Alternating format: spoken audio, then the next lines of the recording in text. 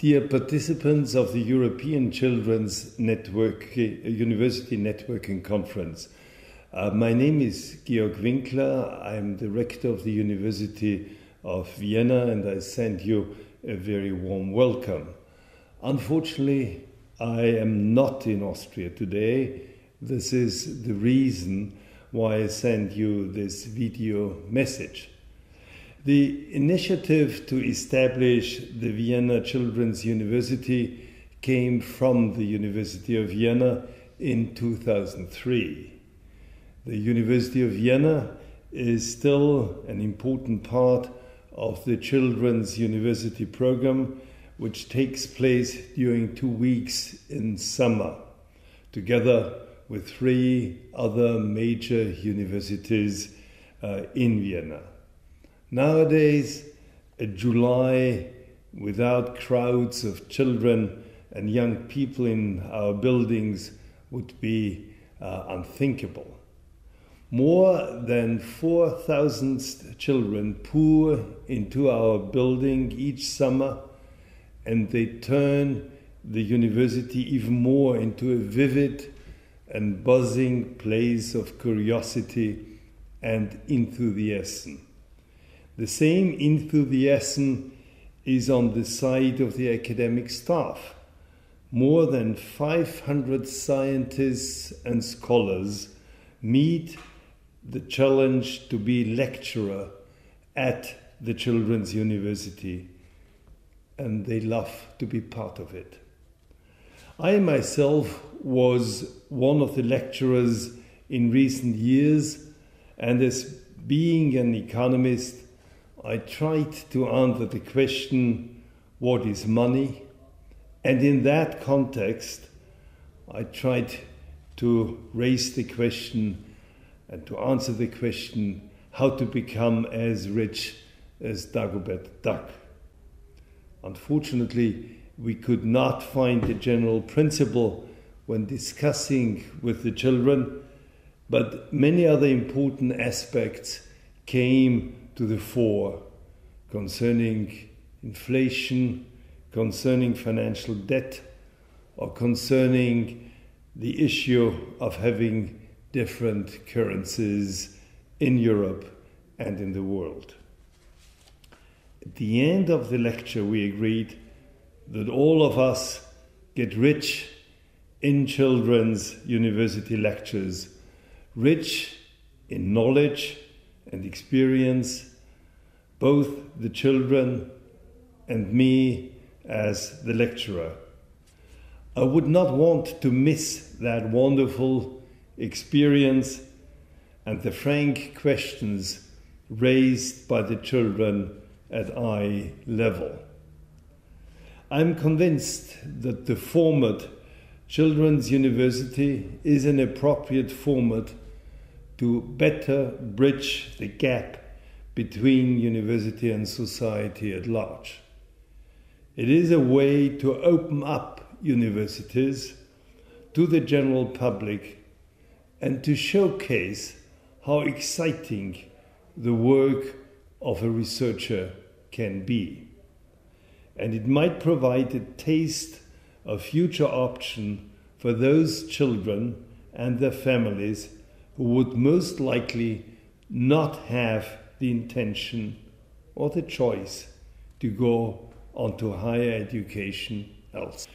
During the last 4 years, from 2005 to 2009, I was the president of the European University Association, and many times I discussed with my colleagues from other universities the consequences of the demographic change in Europe and the future of universities which might result from that demographic change.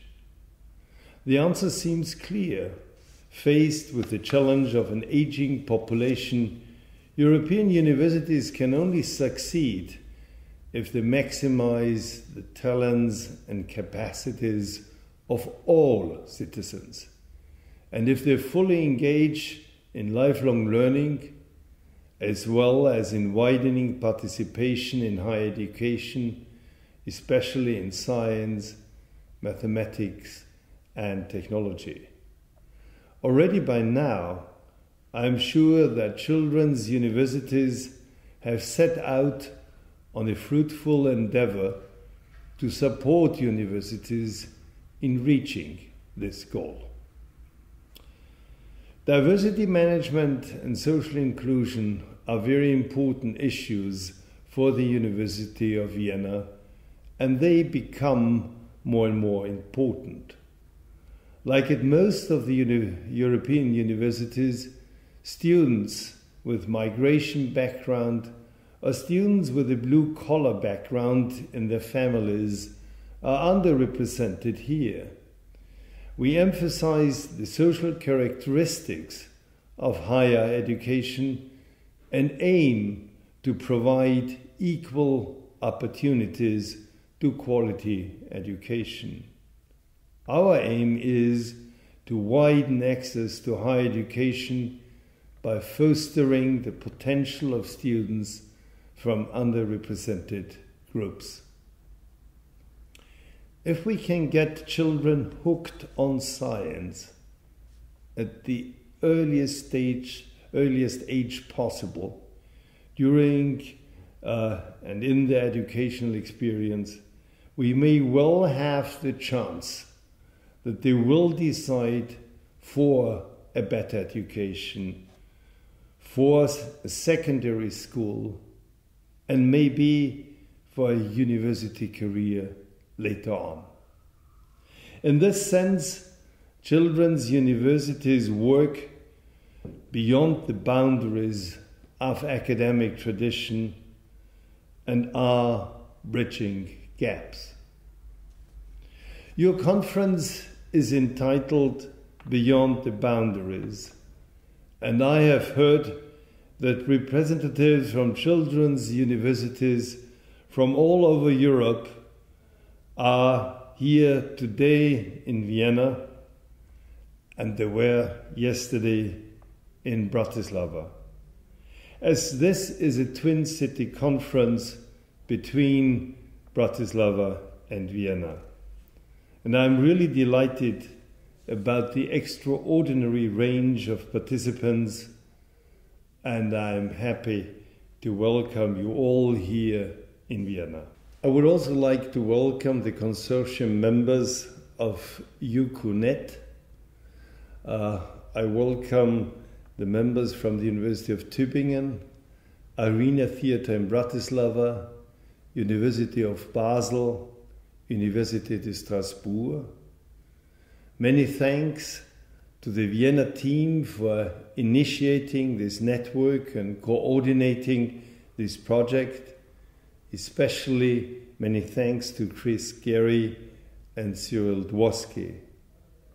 Many thanks to the scientific board of the project, especially Ulrike Feld from the University of Vienna, Tricia Jenkins from the University of Liverpool, and Hans-Ulrich Grunder from the University of Applied Science, Northwest Switzerland.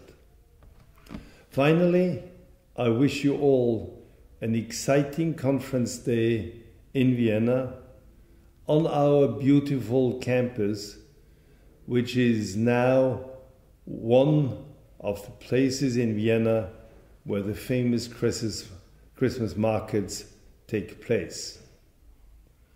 All the best here in Vienna, and enjoy your time in Vienna.